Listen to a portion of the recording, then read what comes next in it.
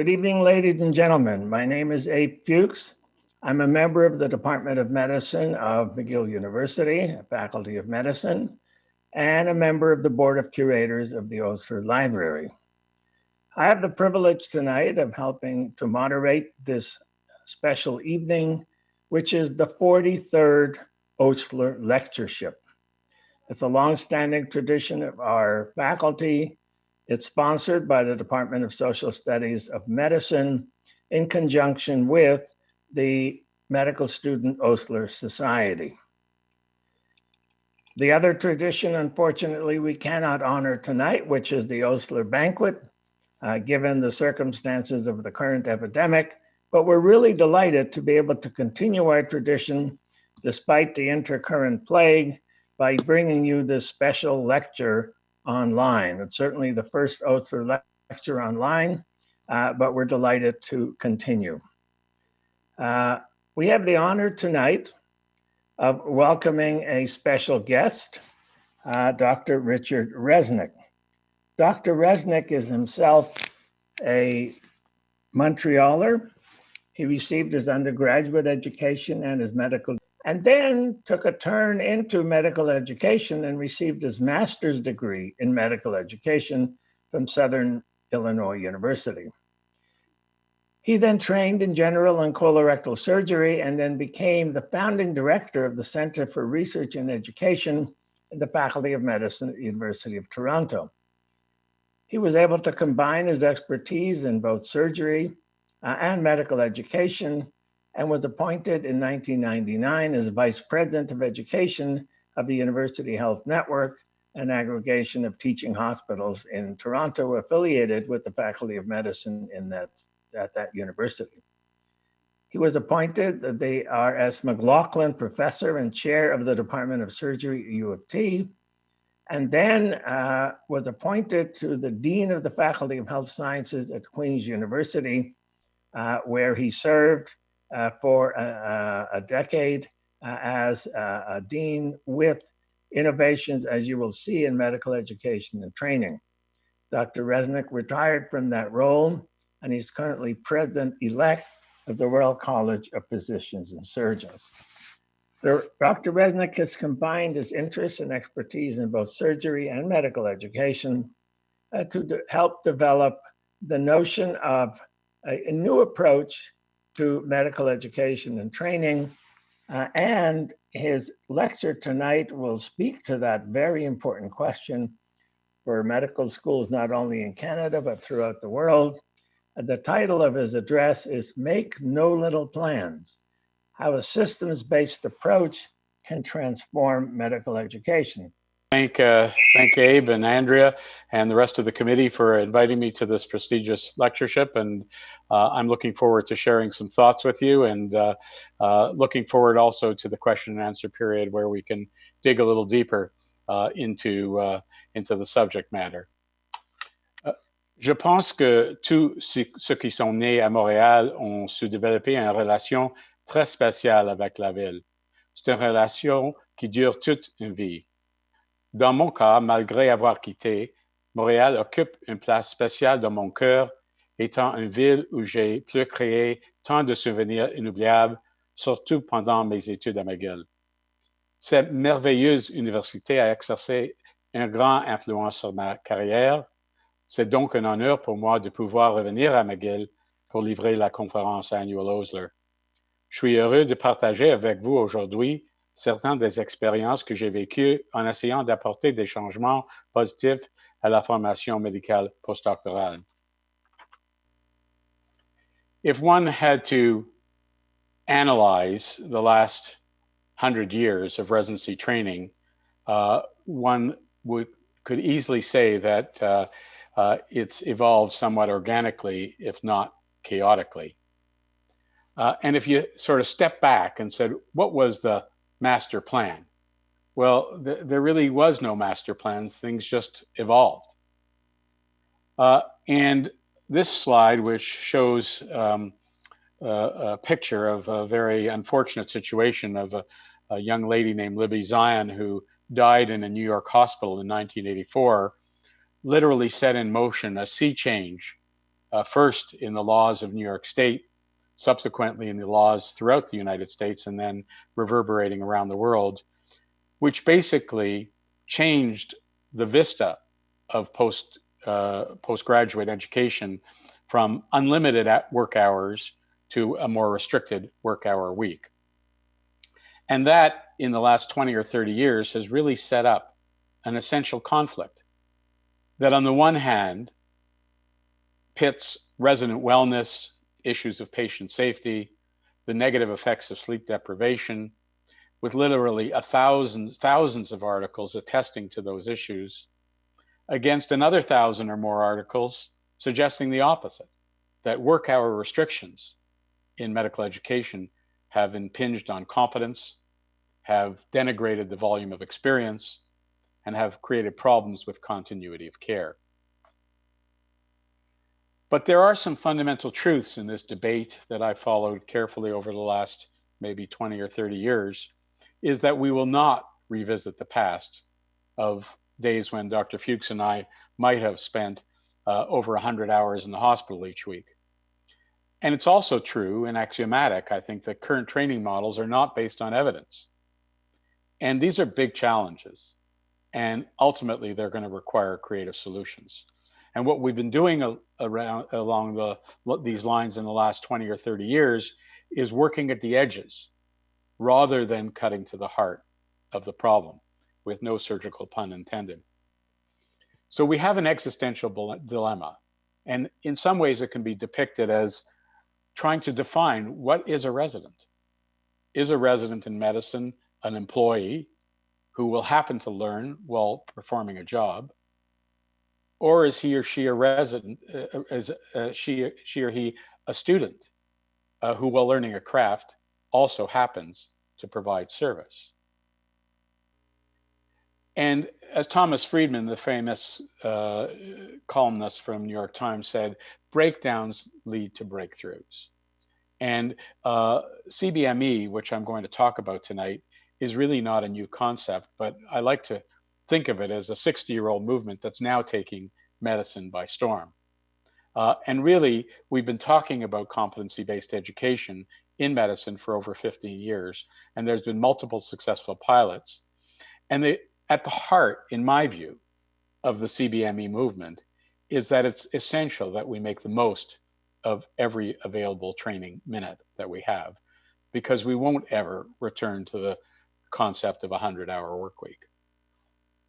At its heart, competency-based education is a way of preparing physicians that's oriented towards the outcomes as opposed to the time spent in the learning process. And it derives its strength from an analysis of societal and patient needs, and it promises, maybe not yet delivered completely, greater accountability and flexibility, and importantly, learner-centeredness. Its roots date back many, many years, as I said, into behaviorist theory, and it was first introduced in higher education in the 60s. It was common in vocational programs in the 70s. It has a long history in the military, in aviation, with NASA.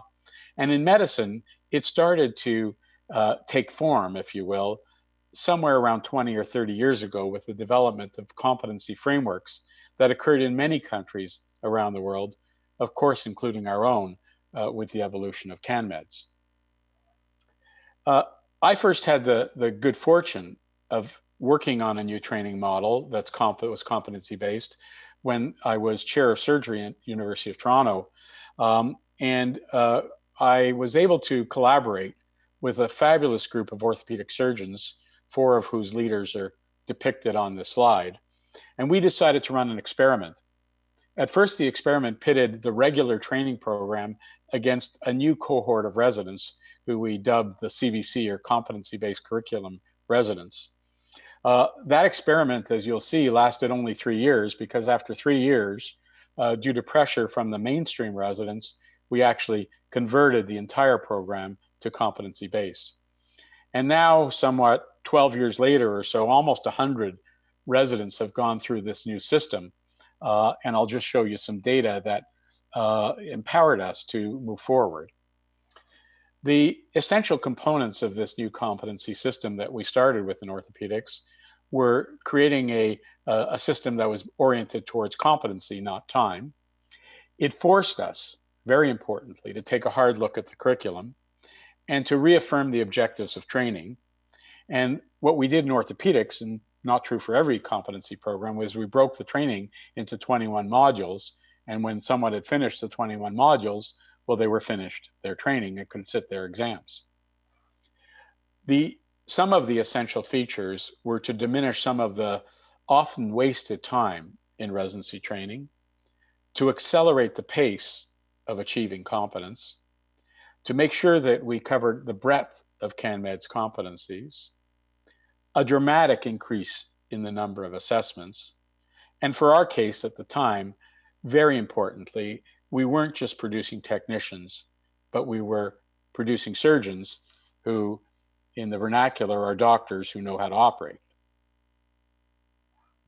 Well, the initial results showed the most important feature of the initial results were jealousy. And that was that the regular stream residents who were in the regular cohort were quite jealous of the opportunities we were giving to the competency-based residents, for which we as organizers of the project were completely unapologetic, because we had a non-inferiority hypothesis to prove that a different way of training could result in equal, if not improved, results. And when we started to analyze those results in the lab, we found that the competency-based residents outperformed our regular stream over and over and over again. In this particular slide on the technical skill dimension, they outperformed them in 9 of 9 training episodes. And what was also true is we repeated the experimentation at time 0, but also 19 months later, and found that the competency residents outperformed the regular residents in a delayed fashion 19 months later. And perhaps what was most important is they displayed significant more confidence in themselves. And anybody who's been involved in the training process would know that a resident who has more confidence in themselves will likely engender more confidence from their preceptor. And we didn't set about to make this necessarily a shorter training period, but time has taught us that the normal orthopedic program, which lasted 5 years, about half of the residents were able to go through that entire curriculum, be certified by their trainees as competent to take their exams in about 4 years, as opposed to 5 years. Well, the Royal College, which I'm really proud to be joining as their next president, as Dr. Fuchs said in February, in my view, took a national decision that was an important decision and a really bold decision, and that's to adopt a training system that would transform all of our specialty medicine programs to competency-based education over a 7 or 8 year span. As Dr. Fuchs said, I had the great good fortune of being the dean at the time at Queen's University, a fabulous school, and filled with fabulous professors who were incredibly dedicated to the educational ideal.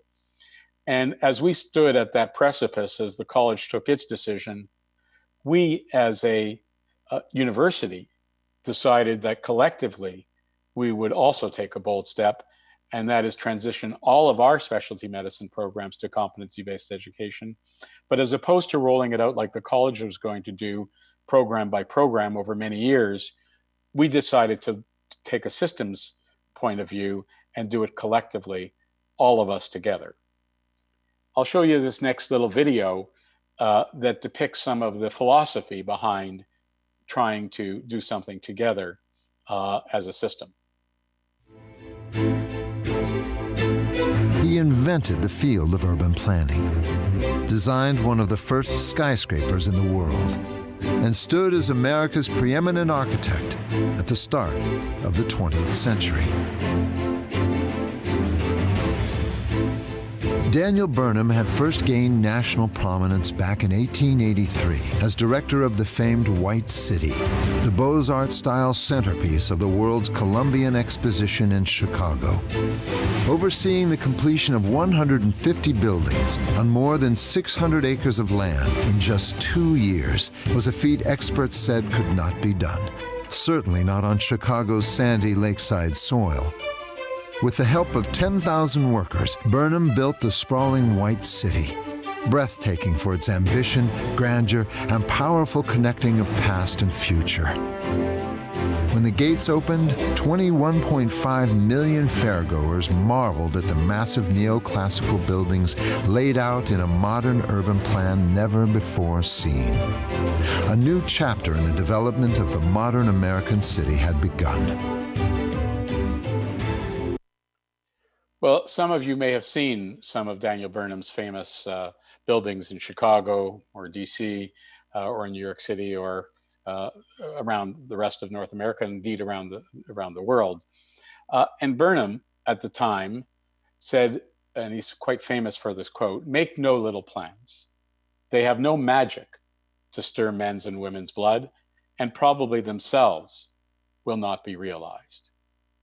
So, if you will, trying to take a page from Burnham's book, and also understanding that in educational research, one of the great limitations has been being restricted to small studies and small programs.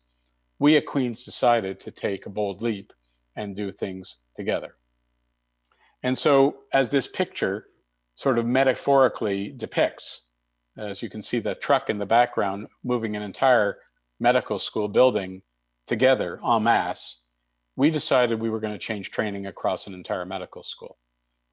And we decided we would try to make no little plans. And I'm going to tell you a little bit about that story tonight.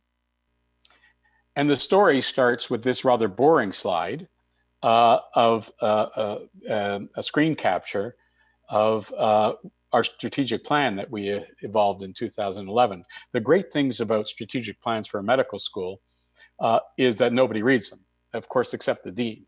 But the dean can use them if he or she decides that they'll serve their purpose.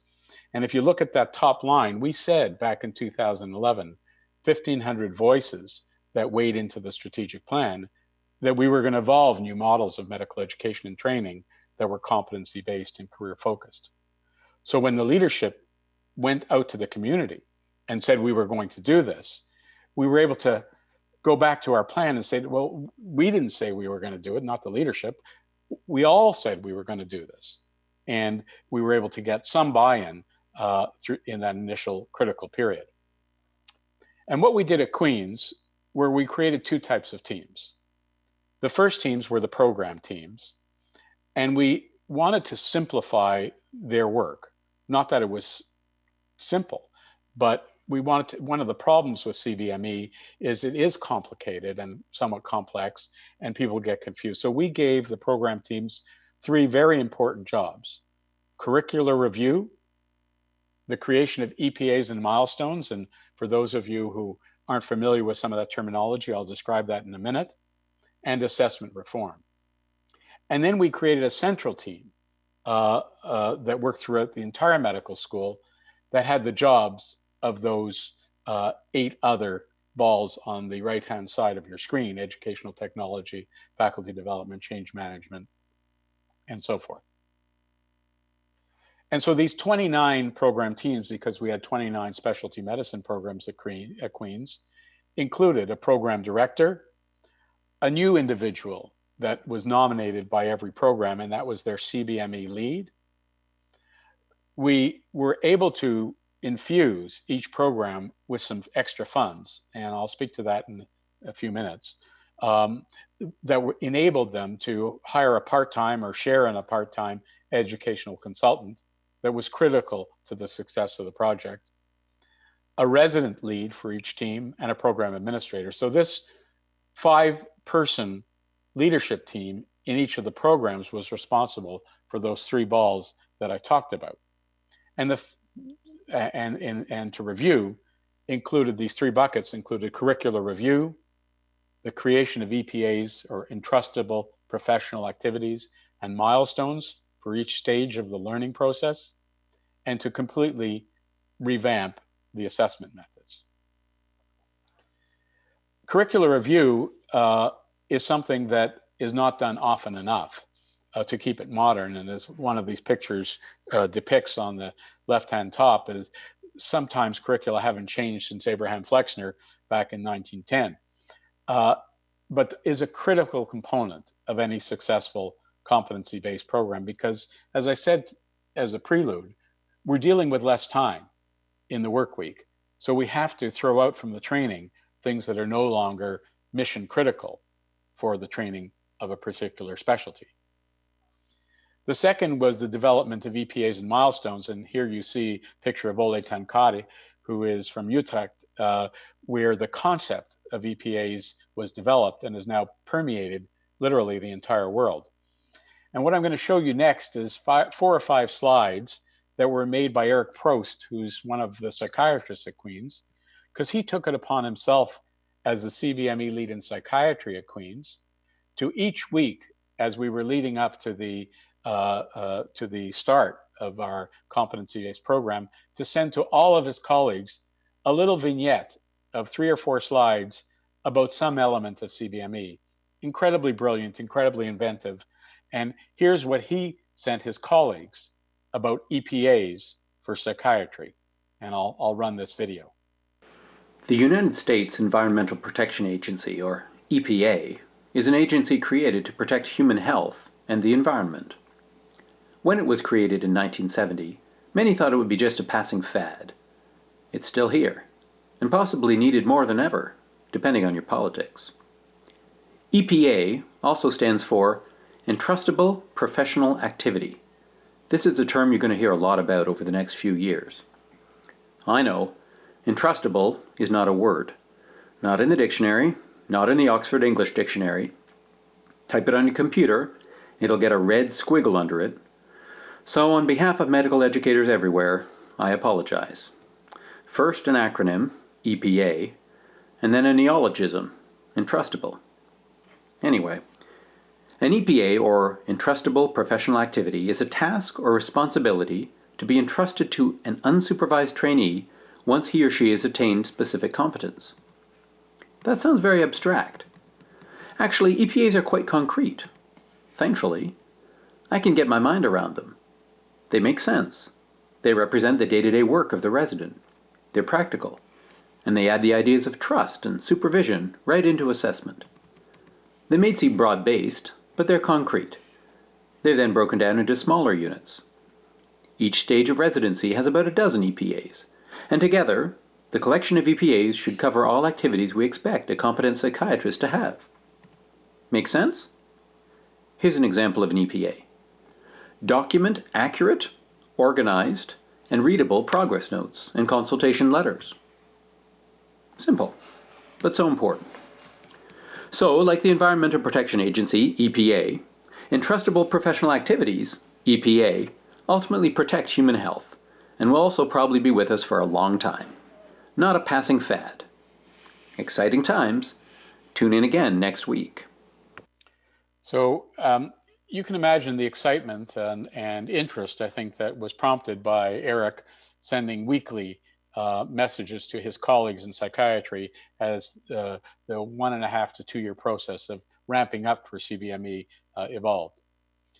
And the third job of the teams that were in each of the departments was to revamp their assessment methods, because often they were just of a single type of assessment, and we subsequently mandated multimodal assessment that included written exams, workplace-based assessment, importantly direct observations, often the use of clinical simulations, and multi-source feedback.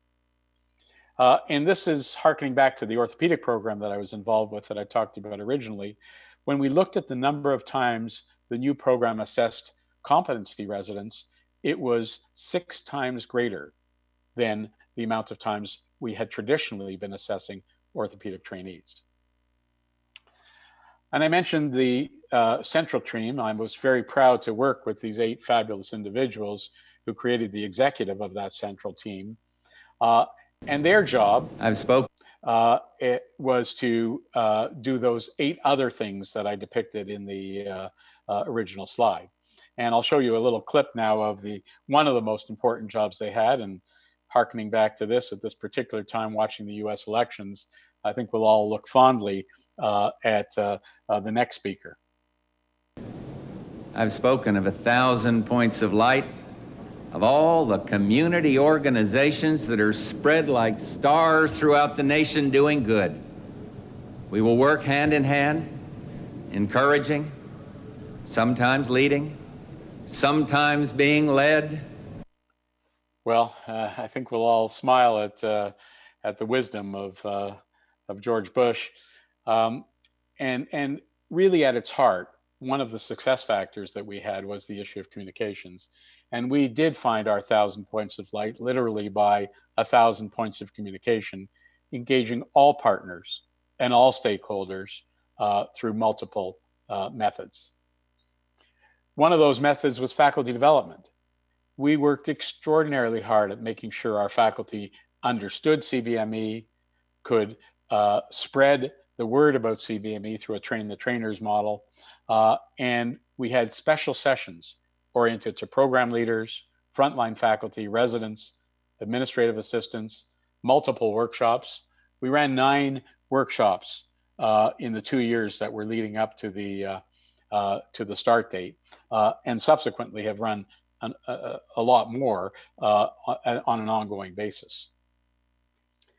And what was really fascinating is seeing the psychiatrists, the surgeons, the internists, the endocrinologists, the nephrologists, all working together and learning from each other.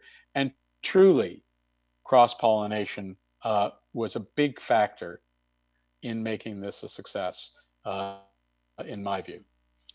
We formally adopted Cotter's accelerated change model. So we spent a lot of time looking at change management, creating a sense of urgency, building a coalition, developing a common strategic vision. We enlisted truly a volunteer of residents, of faculty, of administrators. We tried to remove all the important barriers. And one of those important barriers that I'll acknowledge right up front was this was a major initiative and it did cost money. And we did use some rainy day funds to make a system-wide change, which I think was critical. Education costs and educational change costs, and we have to find the resources to make that happen. We generated some short-term wins, sustained progress through acceleration to institute change. And perhaps one of the most important things we did was there were a lot of naysayers at Queen's, and we gave them a lot of airtime. As Johnson said, it's probably better to have them in the tent rather than outside the tent. He said that of J. Edgar Hoover. But we gave the contrarians an awful lot of airtime, let them say their piece, and in fact, we learned from them, and we made modifications based on their recommendations. We wanted to be sure that this massive change that we were making at Queen's was not just made for the sake of change alone. And so we adopted a multimodal strategy to program evaluation. And we used 4 different models, the McKinsey framework, something called the concerns-based adoption model. I'll show you some data from that. Outcome harvesting, looking at some of the data and evaluating our capacity through a formal model of capacity building. Well, what did these data show us? Well, the initial data before we started, after 3 or 4 months of socialization, of course, nobody was using it, but also most people were not interested. Everybody was complaining that there weren't enough resources to mount this initiative. And, people were happy with the product, and so they were not sure why we were embarking upon this, despite very significant evidence that we're a threat of not producing as great clinicians as we have been in the past. People were saying things like, the people doing CBME work need protected time. Let's pay for that protected time, which we ended up doing. There's no research potential for people on the ground. which we've now proven untrue, and other comments of the like. Well, undaunted, or perhaps just stupid, we pressed on. And I remember sitting in the McIntyre Auditorium at McGill when our class was treated to a visit from Elizabeth Kubler-Ross, where she taught us about some of the principles of death and dying. And this slide reminds me of that, because the initial feelings of our community were denial, followed by resistance, a fair bit of disorientation, but gradually, inexorably, some agreement to experiment, and finally, commitment. And people agreed that they were willing to learn. This is some data from a year in. Wanted to become more knowledgeable. They started spreading information, and we had constant chatter and discussion and rounds about CBME. There were still some resource concerns that led to us finding some money from the practice plan that we then put into the initiative. And there was still some questioning, but to be honest, increasing resignation, there was increasingly people being resigned to the fact that we said we were going to do this, we had committed to starting, and we were going to see it through. Well, we decided to launch July 1st, 2017, after, as I said, about 2 years of building up to this. And I remember Leslie Flynn, who was our vice dean, and Ross Walker, our postgrad dean, and Damon Dagnoni, our CBME lead, and myself, we all gave our phone numbers, because we were sure that the phone was going to ring, and like this slide next depicts, maybe the world was going to fall apart. At the stroke of midnight, January 1st, 2000, elevators may stop. Heat may vanish. Credit cards and ATMs may cease to function. Airplanes and trains may come to a halt. People were terrified the world was going to end. This is not one of the summer movies where you can close your eyes during the scary parts. With nearly everything in our economy run by computers, the prospect of a digital meltdown is too huge to contemplate. I was worried because the whole computer game was new to us, and I was a little ignorant. Everything's in the internet, everything's in computers, and we're gonna lose it all. And Jesus is coming back. Well, guess what? The world did not end. And like those of you who were around in 2000, we survived Y2K then. And those of us at Queen's in 2017 survived the translation to competency-based education in July 1st, 2017. And people just went about their business. They knew what they had to do. And really, there was almost no fuss. Not to say we didn't work on things, but there was certainly no revolution. And so a year post-implementation, again, our educational consultants were out at the hustings doing interviews. And of course, all of our programs by this time were using CBME. There was truly an enthusiasm to the concept of changing training. There was certainly acceptance, unquestionably some resource concerns and questions about maintaining this level of intensity over time. But by and large, we were thrilled with the progress.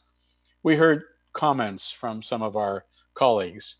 Even people who've been doing this for 30 years are saying, I recognize my old ways of doing things may not have been as effective. And others, it's been a real change from total skepticism to curiosity to interest in this is really happening. And I guess the most important lesson for me, and certainly the thing that I take away from this experiment, has been, and I think it was one of the success factors, is it really created a sense of pride, a collective sense of pride in a Queen's effort, in a university-wide initiative. Our educators, when they were going to national meetings, were no longer in the audience. They were dominating the podium. And this sense of pride, I think more than anything, was one of the major success factors. And here's some initial data. The assessments just skyrocketed. The pale blue bars for each of these programs are the post-CBME implementation number of episodes residents were assessed, and the dark and medium dark blue bars were pre-launch of CBME. About a year and a half after, we had a full-scale accreditation, and this slide is just meant to depict that of all the postgraduate accreditations we had at Queen's, it was arguably the best and most positive. And we were quite nervous about it because we were experimenting with a new way of training, but the accreditors from the college came in and were soundly affirmative of almost all of our programs. I should mention that just a short while ago, the Fédération des médecins résidents de Québec did a refresh of what's now been a 3-year analysis of the implementation of the Royal College's competence by design. And their report card is not so perfect. And they speak in their very thoughtful paper to the negative impacts that might outweigh some of the benefits of CBME. And they talk in their paper about the lack of uniformity in training for CBME, that over a third of their respondents still lacked a good understanding of curricular mapping. They found EPAs and milestones still somewhat hard to apply and excessive. There were concerns about the assessment process in the competence committee and unfamiliar with scores of scaling in trustability. This recent paper from my former institution, University of Toronto, casts some doubt about perhaps the movement, the competency-based movement, is complicated by what they call a discourse of infallibility. And what they mean by that is that people have positioned CBME as infallible, and the discourse can prevent a rigorous examination of the approach. And so they've set in motion, I'd say, and put a clarion call to CBME researchers to do more formal studies on the process. And just, I think it was 10 days ago, this appeared in Academic Medicine, looking at some of the core assumptions that underpin competency-based education and looking at the data points as to whether they corroborate those assumptions. And their almost meta-analysis showed that 169 of 362 data points that they could cull from the literature were supportive, but 138 were not supportive and 55 were mixed. Clearly, we still have some work to do as we refine this new movement. From my point of view, though, and to use a legal term, there is a bit of res ipsa loquitur about this movement, because I would argue, notwithstanding some of the legitimate concerns about CBME transformation, it can't be bad if for the first time, often in generations, that we take a critical look at our curricula. And it can't be bad if we make the criteria for advancing from one stage to the next, especially the stage where we graduate a resident to look after patients on their own, if we make those criteria exquisitely explicit. And it can't be bad if we set up a system that increases the engagement between our faculty and our residents. And for sure, it can't be bad if we increase the frequency of assessment. And one of the byproducts that I think has been absolutely instrumental has been that it's empowered residents. They're charged with taking command of their own educational progress. And I think that's critical. And in our case at Queen's, and I think it's true generally speaking, we've made very explicit that there are financial costs of teaching, and to note what they are and to make the investments where it's necessary. It's intentional how we're setting up the education of the residents. It's 5 years of their lives. They're going to come into the residency program, and there are certain things that they need to become competent with. And we're going to make sure, to be fair to them, that things don't fall through the cracks. One of the hopeful benefits of CBME is that we're going to see assessment that's more frequent, but also more specific. The dashboard itself is meant to provide the residents with a snapshot of each of the stages of their education and the EPAs within them, along with the number of assessments they've received in each of those areas. So they can quickly at a glance see where there's weaknesses as far as number of assessments completed, where they need to be able to show and prove that they're competent in those areas. This is definitely one of the most innovative projects I've ever been able to work on. What we're doing here at Queen's is definitely leading the way from an innovation in technology perspective. This transition in Canadian medical education is a really unique opportunity for learners to take ownership over their education. And initially when people hear that, they think, oh, it's going to be more work for me. But the payoff will be so much more. I think moving forward, the vision is that we can help train even better doctors for tomorrow to provide even better care.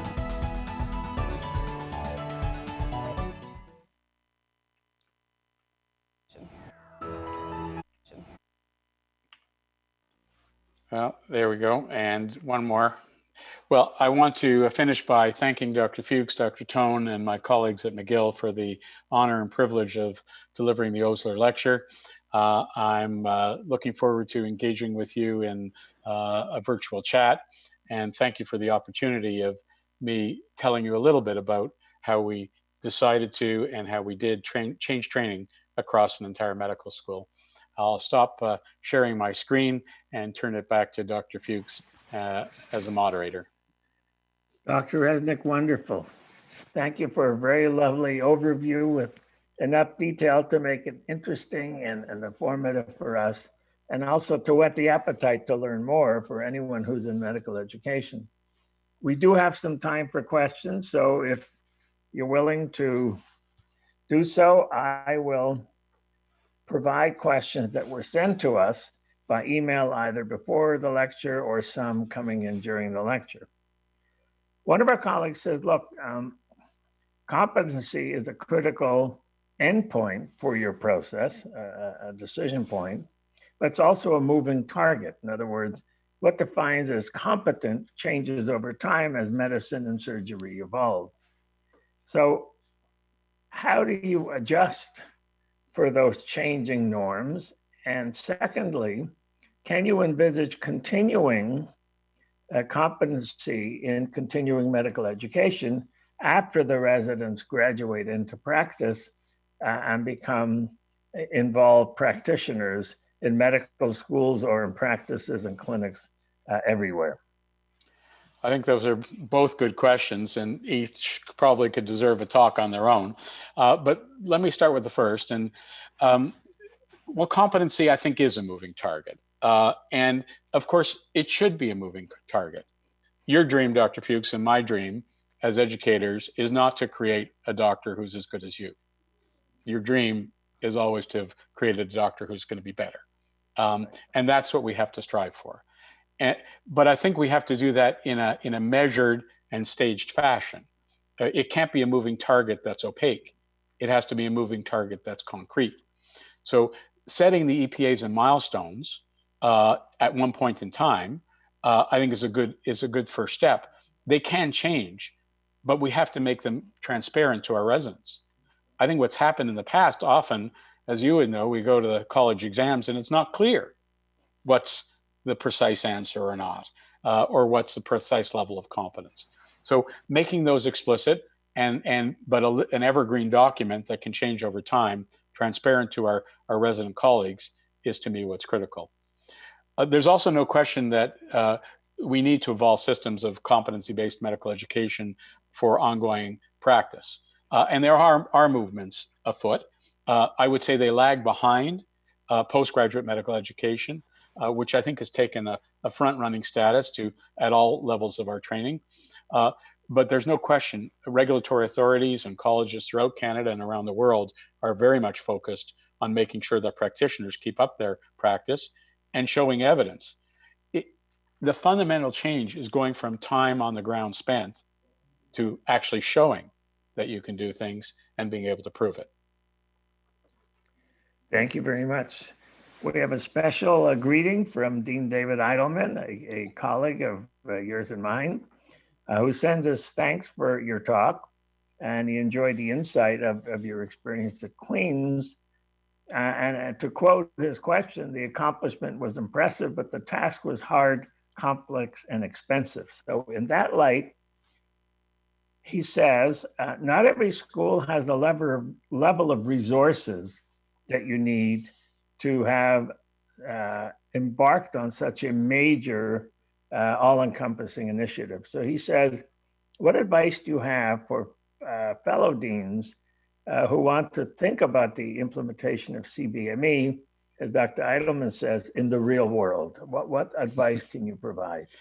Well, I could just picture David asking me the question in person if we had that technology with his poignant smile as he talked about the real world. So David's correct that schools vary in terms of the resources that they have to put into this. And, you know, at Queen's, we had the luxury of a common practice plan for all of our academic physicians. And we were able to call on that practice plan to make some investments along with the medical school and along with each of the programs. But I would argue that when I look at the amount of money we spent compared to the annual budget of a medical school, and I had the unique privilege of being able to look at that, the investment was not massive compared to the amount of money we spent on, for example, starting a major research program or bringing in 3 or 4 rock stars on the research front in a year. So it's a matter of choices. My own view is that this is an existential crisis in medical education in the last 20 or 30 years. As I mentioned at the beginning, Abe, you and I were in the hospitals literally for 100 hours a week. And if now our residents are in the hospitals 50 hours a week and we don't make educational changes, they're not going to get the same level of education. So we have to make that investment. You know, education used to be, I think, the orphan child of our academic tripartite of clinical care, research, and education. And I think we've seen over the last 20 or 30 years that orphan child being adopted. Part of that adoption is resourcing, appropriate resourcing. I think it can be done even in a resource-constrained environment. It just takes time, dedication of the teachers that fundamentally are dedicated to improving education for their trainees. Thank you. One of our colleagues, an anthropologist of medicine, asked us to step back, and he says, Dr. Reznick, you began your talk with the case of Libby Zion in 1984, and it turned the discussion of overwork from a rite of passage, as you yourself mentioned, to a situation of danger to patients and trainees. He's now looking at the lessons that we might learn from COVID care and the physician in burnout and stress, and he thinks of the suicide of a colleague in New York, Lorna Breen, due to the stress of working under a plague environment. He says, what thoughts would you have about how to think of physician training in these very difficult and complicated times? Well, I think the questioner asked a good question. I wish I was in Montreal right now and afterwards could sit down and have a cup of coffee, coffee or a beer with him or her, because it's a complicated question. I think we're just starting to appreciate the very important issue of physician wellness. We recently did a survey at Queen's just before I left of the number, what were the most important issues to our faculty. The number one issue above all else was faculty wellness, or perhaps faculty unwellness. And I think the issue of work hour restrictions is not really the issue of how to cope with a 50-hour work week, but it's to take systematic steps in achieving fatigue mitigation and learner and faculty wellness. So there are many, many things that we've already started to do in that regard, but I think we're just at the start of that odyssey. And the questioner asks brings up a really important issue. Right. Thank you. Another colleague. And from the question, you'll not be surprised, it's a surgeon who's posing the question. There's clearly a difference between the definition of competency and obtaining expertise to the level of mastery. Is focusing on competency enough, or should we also focus on expert performance on the skills being obtained? Are those different stages? How do we think about that progression of expertise and development? Well, it's a really critical, important question. I once gave a talk, and I entitled the talk "From Competence to Virtuosity," and the questioner does speak to where, and really, it's where do we set the bar? And honestly, I think the bar is set in recognition that our mothers and fathers are going to come into the emergency room one day and receive care, right? And what we want is to create a physician who's graduated to give safe care, expert care in his or her particular discipline. It doesn't mean that they're going to be that virtuoso surgeon, because it's probably true that 95% of surgeons fall within a very narrow bandwidth of competence. And virtuosity is probably not a reasonable aspiration. It's wonderful to position people for that level of excellence, but it's probably not true that we're going to achieve that before everybody graduates. But we want a safe, capable person who's going to care for your mother when he or she when she arrives in the emergency room with a particular affliction. Thank you very much. One colleague said, look, the point of health education at the end of the day is to improve patient care. How does the system of CBME contribute in the long run to improving the care of patients in our hospitals, communities, and clinics? Mm-hmm. Well, it's an excellent question. And indeed, there are a multitude of studies right now that are trying to look at educational change with the respect of patient outcomes. But let me quote a study that was done by Dick Bell from Chicago, maybe a decade or a little bit more than a decade ago, 12 years ago. And it speaks to this issue of the changes in the workplace. He basically asked surgeons across the United States to categorize operations into three categories. A, must know.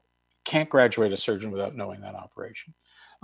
And B, it would be good to know, and C, maybe not every surgeon who graduates. And then they looked at the A operations, and then they looked at how many residents had performed those operations during the training. Well, the modal value for a significant subset of those operations was 0. Mm-hmm. So it means we have been graduating surgeons or other practitioners who've not had the requisite experiences. Because we haven't defined the expectations explicitly, nor have we made sure through observation that those surgeons had actually performed those operations. In a true CBME system, we wouldn't graduate those surgeons. Mm. They wouldn't be signed off. And I think that's a fundamental proxy for important, better outcomes. Thank you. One of our colleagues asked the question, is there a distinction between competency-based training and qualification-based training? If so, what's the difference? And the follow-up is, who does the training? Who judges the level of competency? And who provides the imprimatur of qualification? Well, I think, and I hope it's not too trite an answer, because I'm not understanding the initial part of the question fully, but the qualification in a CBME system will only be affirmed once all of the competencies are developed.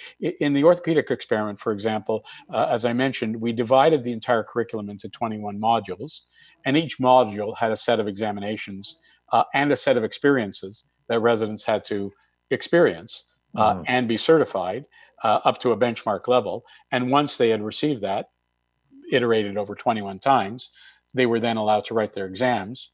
And the final exams from the Royal College attested to their overall competence, along with the experiences that they had.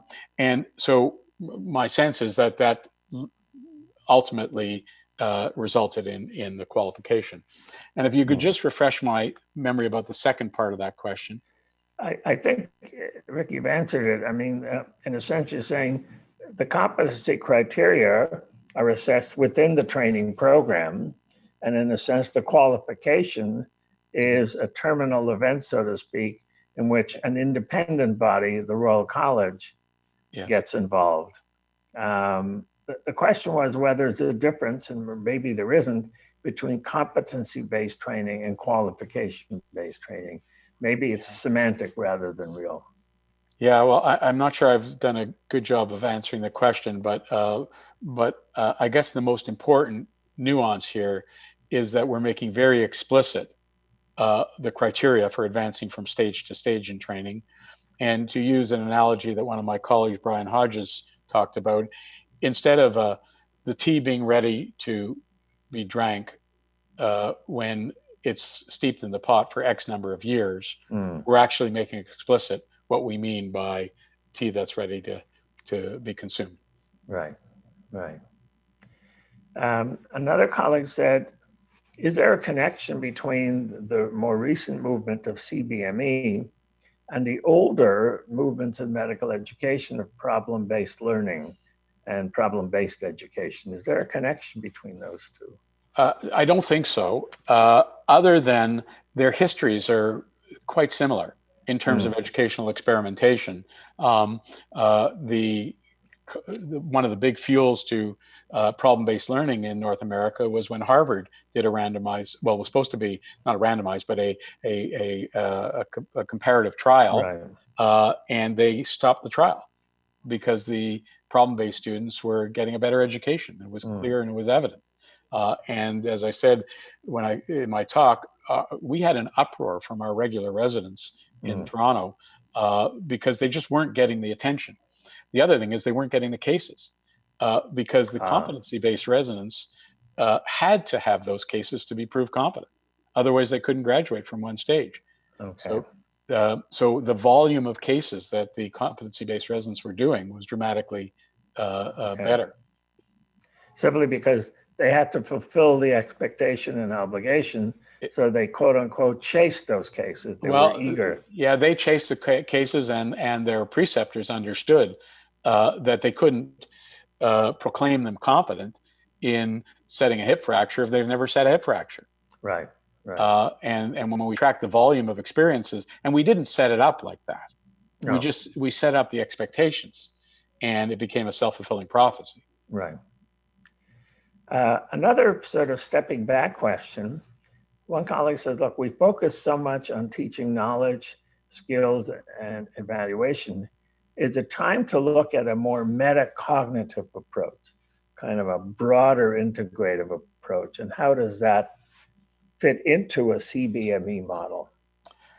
Well, I think it very much does. Metacognition, I think, is a fundamental component of CBME. Because at the end of the day, it has to do with what I was referring to as resident empowerment.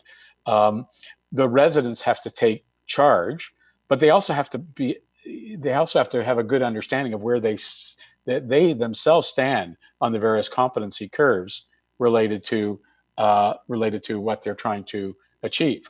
And the other thing I think that feeds into, and it's not so much metacognitive as cognitive, is when you evaluate a resident 20 times during a rotation, it stops to become such a big deal.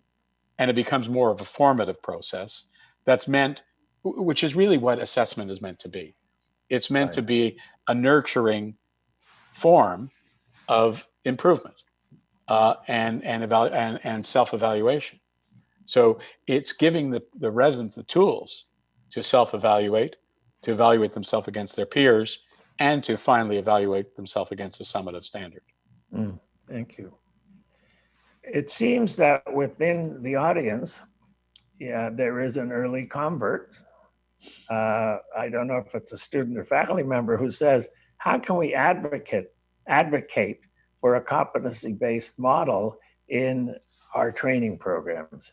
How do we help this young person say, let's get it done? Well, I think I think the movement has started. As I said, the college, so both colleges, the College of Family Medicine, Family Physicians of Canada, and the Royal College, responsible for training of both family physicians and specialists medical specialists, have both decided that they're going to adopt a competency-based framework for training for across Canada. So I'd say the college process, the Royal College process, is about a third to halfway through. And more training programs are coming online as we speak. So I think the advocacy that has been evolving, but I would say to the person, if it's either a resident or faculty, to become involved. To be successful, these programs need people on the ground, either residents or faculty, who are going to be the champions. In the residents' case, they can be part of a competence committee. They can be part of the resident lead in a competency framework, or they can, as a faculty member, they can be a faculty lead or part of the competence committee. And we need the troops on the ground to make this successful. There's no magic, right? It's a lot. It is hard work. It is involvement. It's increased faculty resident engagement, and that will come through champions. Great. Dr. Reznick, thank you very much for answering the questions, for your timeliness and the cogency of the lecture and the answers. And I would like to introduce my colleague, Dr. Andrea Tone, a member of the Department of Social Studies of Medicine, herself a historian of medicine, and she is the chair of the working group that organizes the lecture. And I will ask Andrea to express our thanks to you, Dr. Reznick. Andrea. Thank you, Abe. As Abe said, I'm Andrea Tone, a professor of history in the Departments of Social Studies of Medicine and History and Classical Studies. As many of you know, Social Studies of Medicine has the privilege and the honor of organizing this annual lecture for the Faculty of Medicine. One does not need to have a PhD in history to acknowledge that 2020 has been an exceptional year, replete with challenges. Before our program ends this evening, I'd like to acknowledge some of the many people who made tonight's Osler Lecture possible, including Heike Ferber and Elena Bernier from the Social Studies of Medicine Department, as well as Ali Alias, the co-president of the Student Osler Society, who had planned to participate in tonight's program, but was called away unexpectedly. I'd especially like to thank Dr. Abe Fuchs, tonight's marvelous moderator, and our speaker, Dr. Richard Reznick, for his timely and important talk. Dr. Reznick, we hope to welcome you back to McGill when circumstances change. And for everyone else viewing, we hope to see you back in the Martin Amphitheater next year at this time. Good night. Thank you. Andrea, thank you. I'd like to again express and echo your thanks to Dr. Reznick on behalf of the Dean and the faculty and for taking the time and being part of this wonderful tradition. You've already thanked all of our support colleagues, Dr. Tone herself, Elena Bernier, Heike Ferber, Stuart McCombie, who is handling the technical services tonight, and of course, the Student Osler Society. I would also remind you all that tomorrow from 5 to 7, you can participate again on the YouTube channel to hear the prize-winning essays or the finalists for the prize-winning essays of the Rolando Del Maestro prizes in the history of medicine and the Osler Library. It's presented by medical students, and those of you who are interested will certainly enjoy the presentations by our young colleagues, just as you've all enjoyed, and we've all enjoyed the presentation tonight by a senior colleague. Thank you all. Have a safe evening, a safe return home if you're not home yet, and stay well and stay safe. Good night from all of us here at the Osler.